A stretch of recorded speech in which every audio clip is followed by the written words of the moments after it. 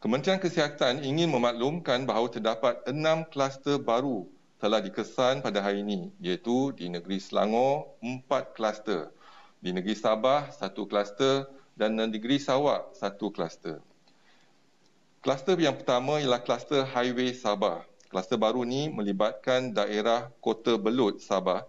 Kes indeks bagi kluster ini iaitu kes 12,205 telah dikenal pasti positif COVID-19 hasil saringan bergejala pada 3 Oktober 2020 dan dimasukkan ke Hospital Queen Elizabeth. Saringan kontak rapat telah mengenal pasti 22 lagi kes positif COVID-19. Sehingga 10 Oktober 2020, jam 12 tengah hari, sejumlah 59 individu telah pun disaring, di mana 23 kes dikesan positif COVID-19 dan 36 individu adalah negatif. Yang kedua, iaitu kluster kedua, kluster Bah Manggis Selangor. Kluster baru ini melibatkan daerah Tawau, Sabah dan daerah Kuala Langat di Selangor. Kes indeks bagi kluster ini iaitu kes ke 12,866 telah dikenal pasti positif COVID-19 hasil saringan bergejala pada 5 Oktober 2020 dan dimasukkan ke Hospital Tawau, Sabah. Saringan kontak rapat telah mengenal pasti 7 kes lagi yang positif. Sehingga 10 Oktober 2020, jam 12 tengah hari, sejumlah 107 individu telah pun disaring, di mana 8 kes dikesan positif COVID-19, 26 individu adalah negatif dan 73 individu masih menunggu keputusan. Kluster yang ketiga iaitu kluster utama Selangor. Kluster baru ini telah dikenal pasti di daerah Gombak dan Petaling, Selangor.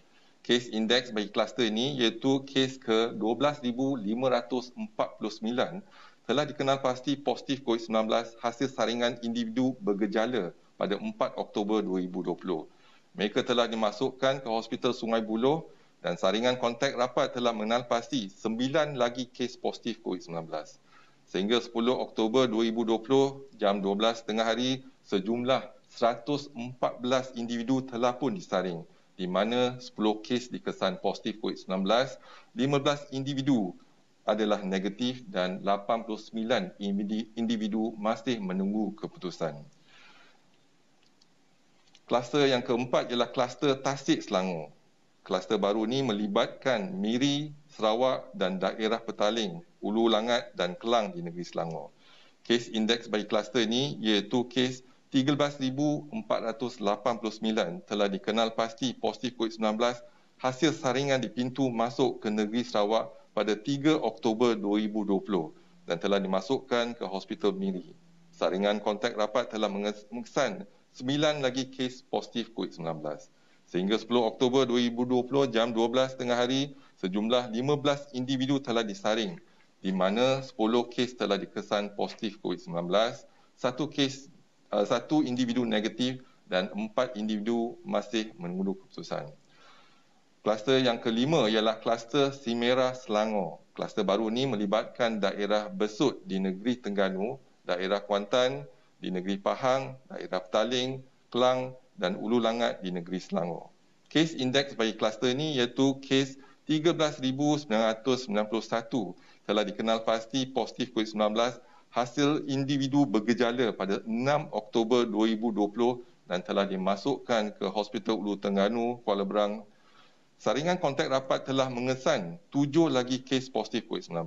Sehingga 10 Oktober 2020, jam 12 tengah hari, 126 individu telah pun disaring, di mana 8 kes dikesan positif COVID-19, 88 individu adalah negatif dan 30 individu masih menunggu keputusan.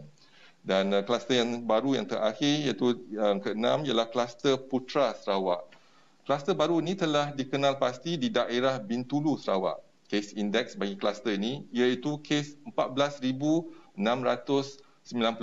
telah dikenal pasti positif COVID-19 hasil saringan di pintu masuk ke negeri Sarawak pada 8 Oktober 2020 dan telah dimasukkan ke Hospital Bintulu, Sarawak.